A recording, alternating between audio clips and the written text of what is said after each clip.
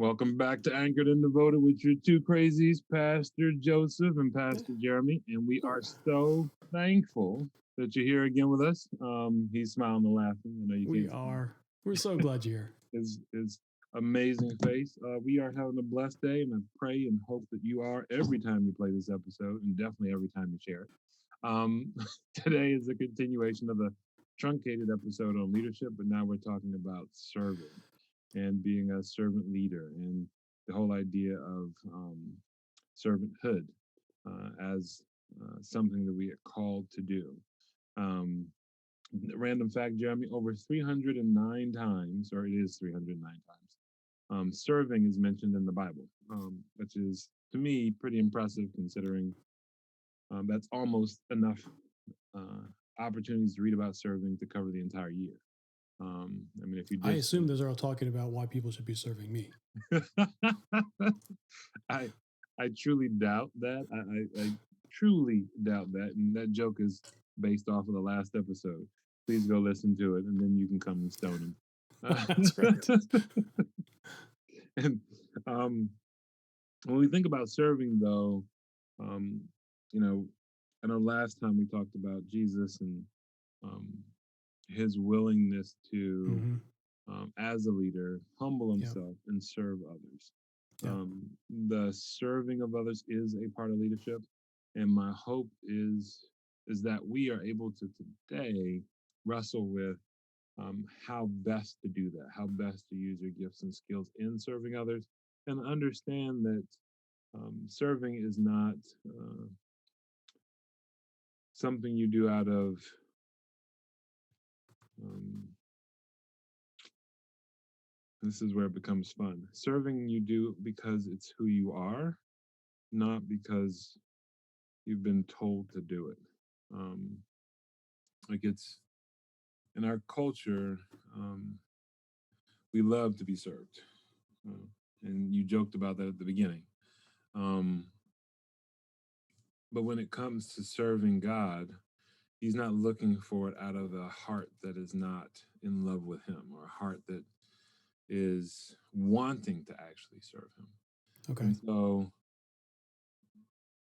when I hear people serving that are serving out of hearts that are um, focused on the legalism or the religion side or the religiosity versus the relationship, it hurts me. It makes me sad, and I know that that's not what we're called to do. How do we, um, or what should we look for to evaluate our heart when it comes to serving? Oh, I guess I would sum it up this way. We should judge the servanthood of our heart based on the service of our hands and the service of our lips. I'm thinking specifically about Psalm 52. Mm-hmm. Psalm 52 is a 51. Anyway, David is writing about his sin of adultery with Bathsheba, Mm-hmm. and he says to the Lord, "You don't desire a sacrifice of bulls and goats, otherwise I would give them. But what you desire is a sacrifice of a clean conscience and pure hands." And what he was saying was, there's a religious giving, a religious offering, a ritual offering that I can offer that you, God, have said I should be offering, but that's not really what you're after. Mm-hmm. What you're really after is my heart. And I can look at my hands and I can ask myself, are my hands giving something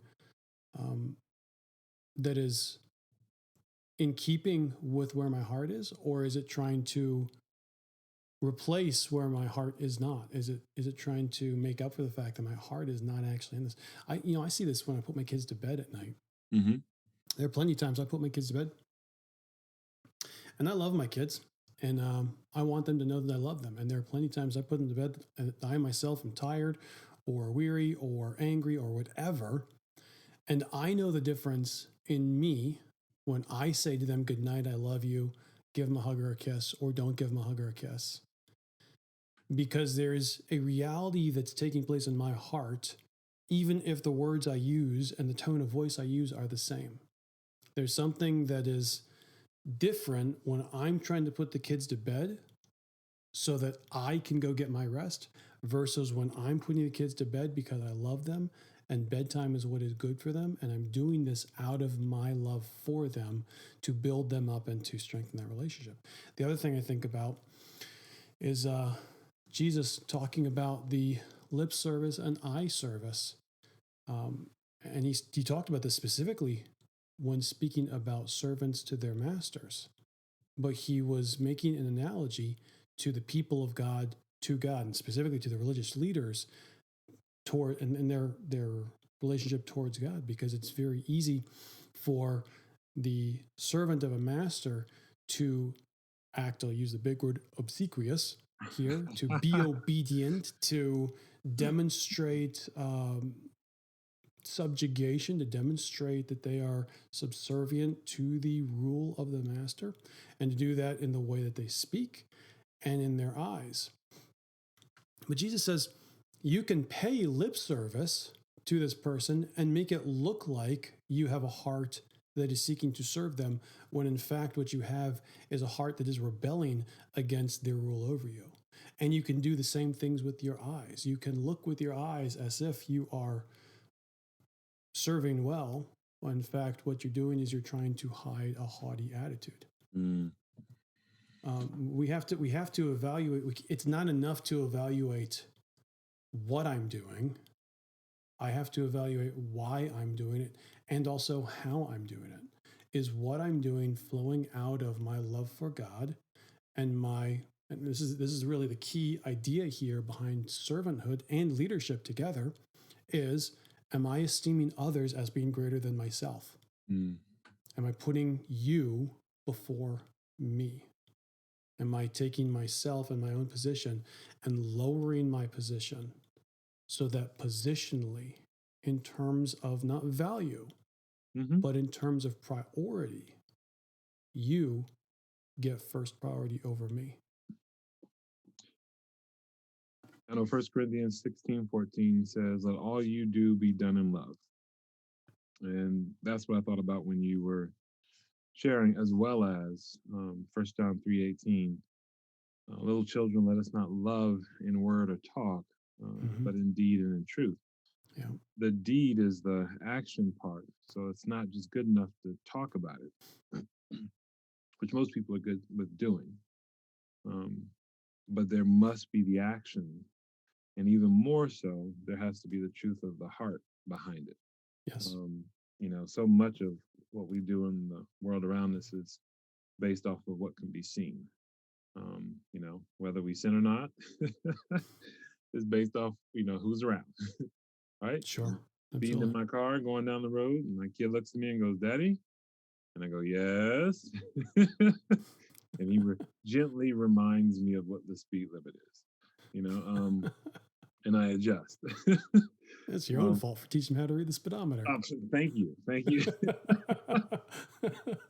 I could blame him, but I was the one who was breaking the law, not him. But it is one of those things where the heart is of great importance, and believers, if we don't evaluate our own hearts, God is going to do it. So don't think that you can ignore this. He wants desperately for you to relate to him, and that means being transparent, open. When you're frustrated, venting, sharing. When you're upset, letting him know. When you're happy, celebrating with him. When you're struggling to come up with a plan, give the plan to him and walk it out with him. Put it before him and ask him to bless it and to move within it, and know that he can change it. And so therefore I should be at peace and rest as things move and don't go the way I want. And that's one of the things that I'd like to talk about next when it comes to servanthood, is that it leads to a more peaceful life. If you are recognizing truly that you're not in control. And so for a servant, that is a norm. You're not in control. When I think about Joseph in the Bible, and he's in Potiphar's house, he's got a nice gig there. He gets to manage. And on the flip side, and this is viewed of old, biblical slavery, not Western slavery, but biblical slavery, the owner or the master had to actually take care of the servant to such a degree that often, and you'll see this in the Old Testament, they have the option to stay with the family if they wanted, because it was such a life, a unique life. And to know that we're called that kind of a servant, where we are bonded to Christ, bonded to God through blood, and we don't have to worry about anything, and yet we get to manage so much. And so for you as a leader, as a servant, I want to challenge you to really follow God's leading. That might mean you have to wait some time. He doesn't move on your time, he moves on his own. And it might mean that things get messier than you like. But this goes to the, being a servant. And it might take courage to do that. Because if you're in a position of leadership and everyone wants you to make a decision quickly and you're waiting for God, you got to tell people to settle down, and let them know, what's going on, that this is that moment where you're doing the good thing. It definitely does. When it comes to being a servant leader, Jer, especially at your church, what do you look for as a sign? Oh, it's easy. That's easy. Okay. I mean, that's very easy. I look for people who are already doing the work that the people under them are supposed to be doing, and aren't looking for anyone to notice it, but are doing it because that's where their heart is. We haven't said this specifically, but for me, servanthood and sacrifice are almost synonymous. The best picture of this really is Jesus. We see this in the Gospel of Luke. No, Christ the ox. That's I forget which gospel that is. Anyway, I believe it's Luke. Maybe that's the eagle. I don't recall right now.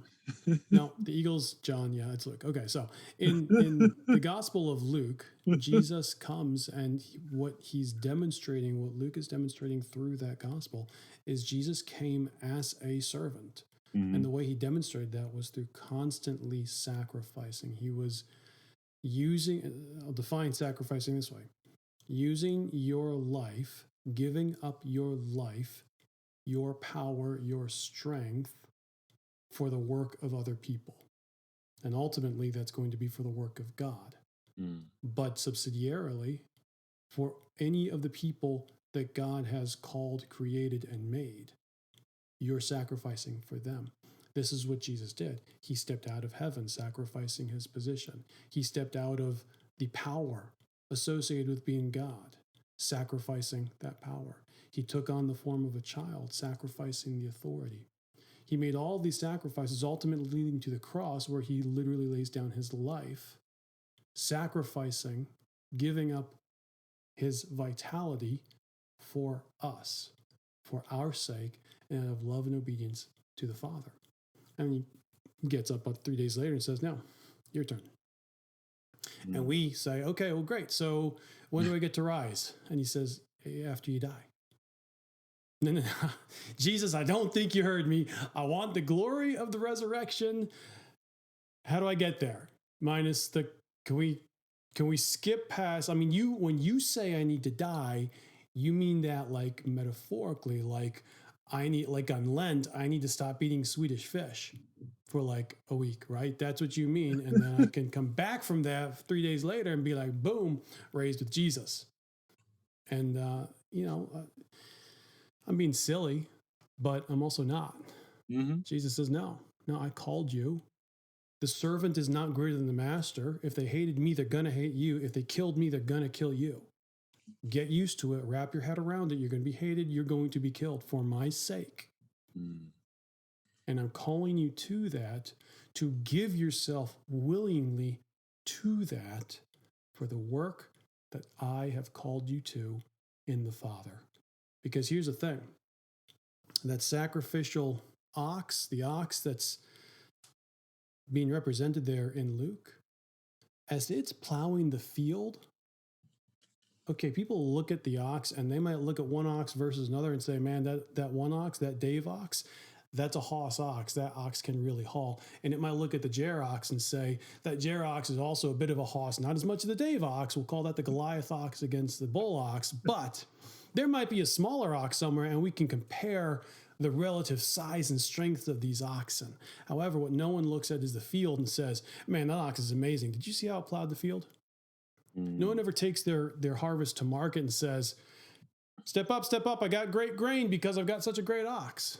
The ox is completely superfluous to all this, except in the work that has to be done. And so the farmer takes that ox, makes that ox work. The ox uses its energy and its strength and gives its life to plow and to harvest. And that's all it does, for the purpose of other people getting grain that it gets to eat on the side. Mm. That is the example that Christ laid for us. That is what we've been called to. And this is, and I want to go here with you and get your take on this, but that's why I think that when we talk about servanthood, especially in the New Testament, as far as I'm aware, in the Greek, there's only one word that is translated servant. It's the word doulos. And that word is translated basically one of three ways: servant, bondservant, or slave. Mm-hmm. And there is, as you pointed out, a distinction, and I think an aversion to using slavery language Mm-hmm. when we talk about Christianity because of the Western context of the last 400 years here in America. Mm-hmm. And I understand that, but I think that there may also be a denigration of what we have actually been called to Mm-hmm. because of what Christ exemplified that can only be described as slavery. As odious as that idea should be because of our history. But I want to hear your thoughts on that. It's it is culturally unacceptable to think of oneself as a servant, let alone a slave. Mm. The fact of being purchased um, as a servant is one of those things where we give it lip service, but we often don't wrestle with the idea of being purchased, that there is a price that has been paid, that I have a value and it wasn't worth much. And Christ did more than enough to cover my sins because he did it for the world, um, as well as my future stuff. Yeah. It's a payment that came at great cost. It's a payment that I couldn't afford because of my state, um, of being broken and lost, and not a fan of God in that season. And when we choose to be purchased, and we'll have to get into this more, free will versus, you know, God being in control. Um, when that occurs, there is such an exchange of trash for treasure. It's not even funny. Mm. And um, I have to believe and hope and expect, yes, in the resurrection, but as you stated, the servanthood part is what I am called to, just as I'm called to share my faith, just as I'm called to share the gospel, just as I'm called to live out love and obey and to read his word. Because how can I obey without reading his word? To go to church, how can I love without loving my neighbor or my brother? Yeah. Like, all these things come out of an understanding that I am a servant. This is who I am, just as I am a child of God. I can't get away from one or ditch one because I don't like the idea of slavery. I am chained to God. And I mean, he says this, you know, and you mentioned this earlier with oxen, we are yoked together. Come unto me, all you that are heavy burdened, and, work with me, bring me your stuff. Come experience new life Yeah. and plow with me. That's not freedom. Like No, it's not. it is, it That is, is bondage. it's bondage. It is one of those things where I'm going where the bigger ox goes, and he is clearly the bigger ox, right? I'm working with God. So when he calls someone to him, I get to walk with him and see the miracle take place in your life. So I can like often people ask me why I work at the church that I work at, and I tell them because God's moving there. And they go, "How do you know?" And I was like, honestly, people are coming to know him. Like that is one of the biggest reasons that blows my mind how God can use a space and place to call people to him because that's just who he is. In this moment, right then and there, he wants to do it on this Sunday, and people are coming to know Christ. When I see that, who am I when I know that this is eternal fruit of eternal value impacting generations? As a servant, I have no problem following God's lead. As a servant, I have no problem asking for help and knowing that I have to wait for his response. As a servant, I also know that he has my back and he's caring for me in ways that I don't have to worry about.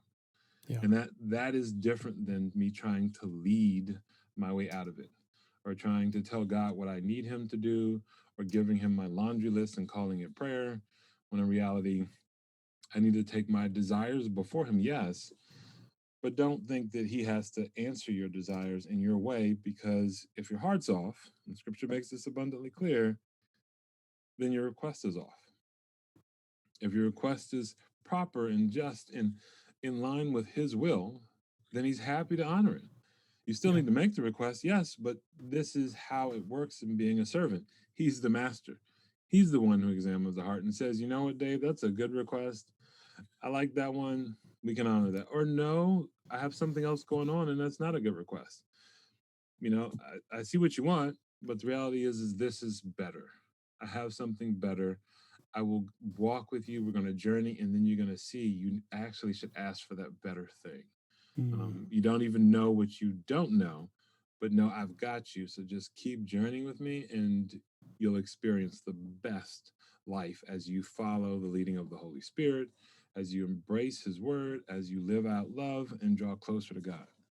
Um, it's being a living sacrifice is not a party. And this gets back to coming to Christ. Most people are sold on the, as you stated, the resurrection card, as opposed to the you get to be a living sacrifice, dying daily opportunity we get to share. Um, Maybe this is controversial, mm, but as you say that, one of the things that I think is missing in our conversation, wider conversation here, is the idea of bondage mhm. necessarily carries with it an almost absolutely moral negative connotation. It does, because you're assumed to be, um, um, and this is the I funny want to thing. challenge that. Well, we should. You're assumed to be slower together when in reality you are made stronger together. Um, Mm, like it's there. It's our culture encourages a very self-reliant yeah, focus. for sure. It encourages this pull yourself up by the bootstraps mentality, which is just a straight lie. Like it's a like if you go back and look at church history, look at American history, no one did that. Uh, no one did that. Like no one pulled themselves up by their bootstraps and did it themselves. They all had help, and even if they didn't think they had help, God created the world. They had help. Right. Um, they didn't make anything out of nothing, and you know they made it out of something. So it is better to be together. I know, honestly, that's one of the reasons why I wanted to do this podcast with you, was for the together part. Mm. um you I know appreciate that, man. well, it'd be easier for both of us to do it separately. Like we could each you know Wouldn't whenever be as you're fun though. free. No, as well as we wouldn't sharpen one another. Yeah. And that, I think, is part of the bonding process, the expectation that God has within relationship, that it's not a weakness, but it is a strength to, you know, address those areas that are only going to be challenged as we engage with one another, right? The enemy's not going to help you get stronger in your areas of weakness. The enemy's just going to slay you there. That's all. You're going to stay addicted to porn, or you're going to stay hooked on food, or you're going to stay addicted. I'm just saying, you know what I mean. This isn't I regular. know exactly. Yeah, no. I was chuckling because I in my mind I heard hooked on phonics. Oh no, hooked on food. But it is it is within family as you move deeper into the levels of communicating that you're able to push for that better of the other, your brother, your sister in Christ. That is a co-servant. There's no reason to fight over position. Everything's been done. Like there is no um, lack of work, so I don't need to jockey for really there's tons of work to be done if you look around when it comes to the eternal stuff of loving other people. Yeah. Yeah. There's no, there's a drought. I mean, we talk about the drought in the Midwest. We have a drought for love, and we sing about it. We got the words, but the actual doing and the heart behind it, the truth is lacking.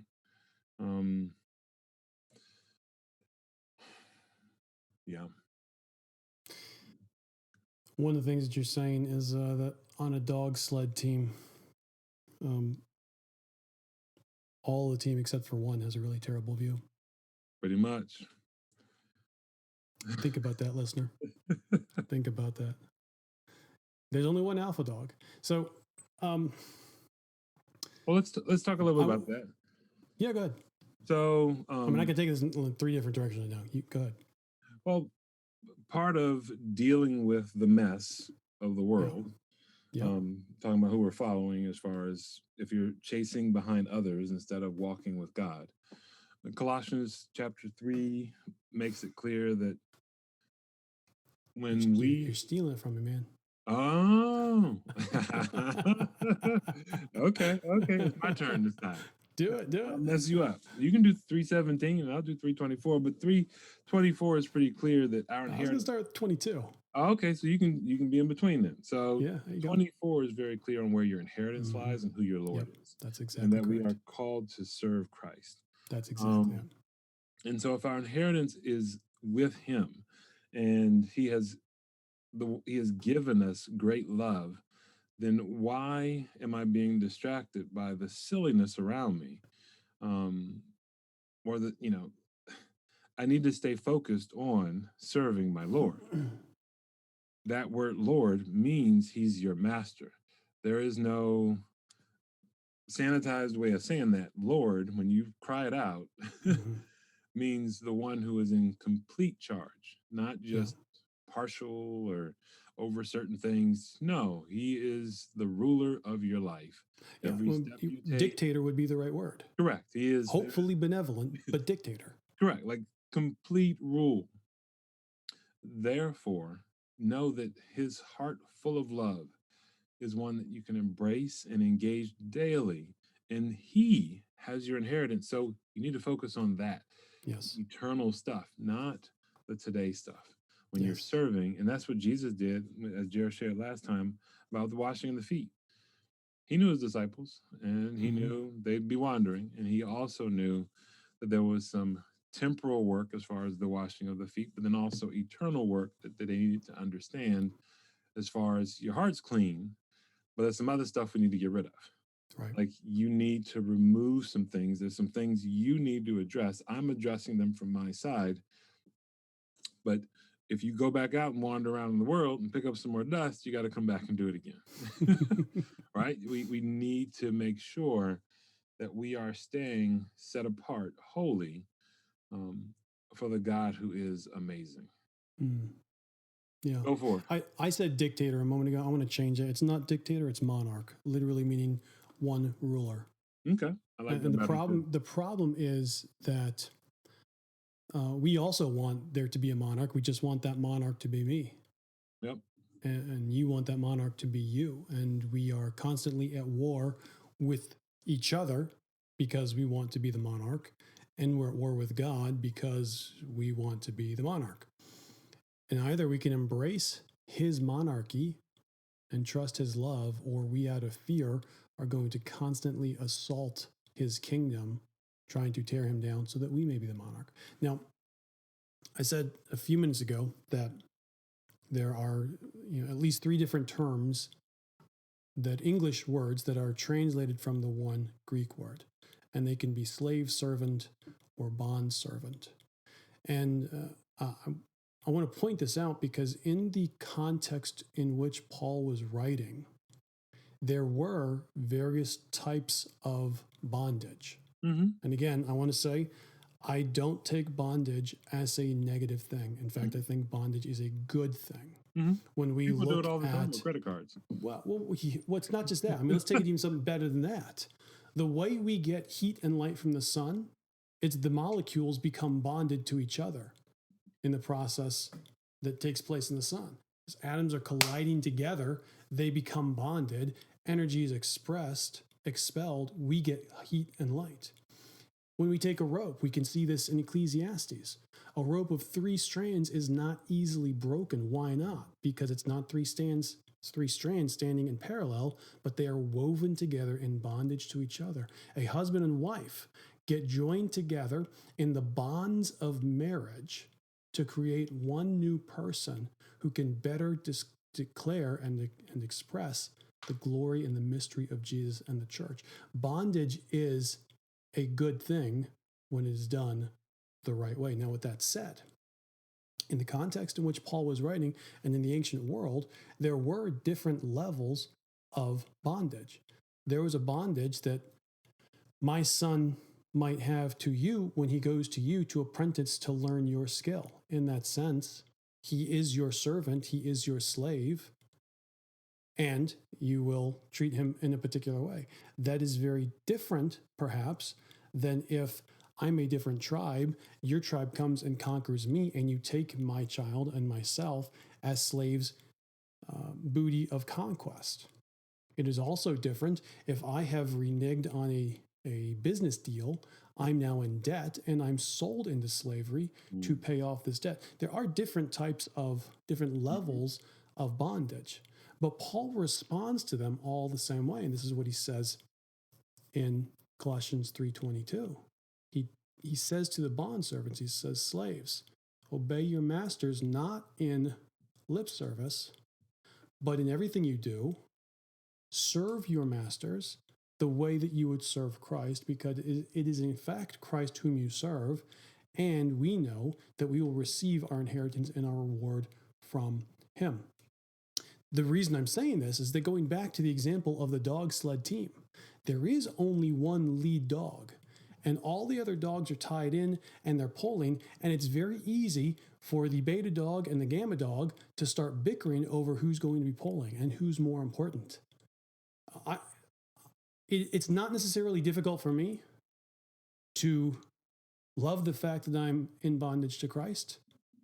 It gets harder when I'm in bondage to Christ's servants, and we start bickering over who's stronger or who's better or who should or who shouldn't and all the other things. And I see this the most clearly with my kids. I'll give one of my kids an instruction. That kid will disobey my instruction and turn to one of his or her siblings and start giving that child not just an instruction, but chastising them for not doing something that I never told them to do. As if he or she is in fact in charge of my children. And they start bickering back and forth. And I look at this and I say, dude, why are you complaining to me about what's happening here? He's not your boss. She's not your boss. I am. Did I tell you to do that? Then let it go. You're free to obey me because you're my son or you're my daughter. You're free to follow me because you know I love you. And yes, when your sibling starts trying to exercise authority over you that is not theirs to do, it's going to chafe. It's going to make you angry. And you can either choose to engage with that and see who's going to come out on top, or you can remember one thing. It is the Lord Christ you serve. And really what's in my mind here as I'm thinking is, practically as believers, how do we walk sacrificially with other fallen believers who are, who are screwing up, who maybe through no fault of their own, maybe through malicious conceit and selfishness and pride and envy and arrogance, they're making all of us trip up. And we're suffering as a result of what they're doing. How do we, at that point, walk in servanthood and in sacrifice when it'd be much easier to cut that tether and let them jettison or go find a new pack to run with? I think the answer has to be, in whatever place you find yourself, know that God has put you there. And it's to Him that you're responsible, not to the people that you answer to in whatever circumstance you find yourself, but to God Himself. And He will reward. Amen.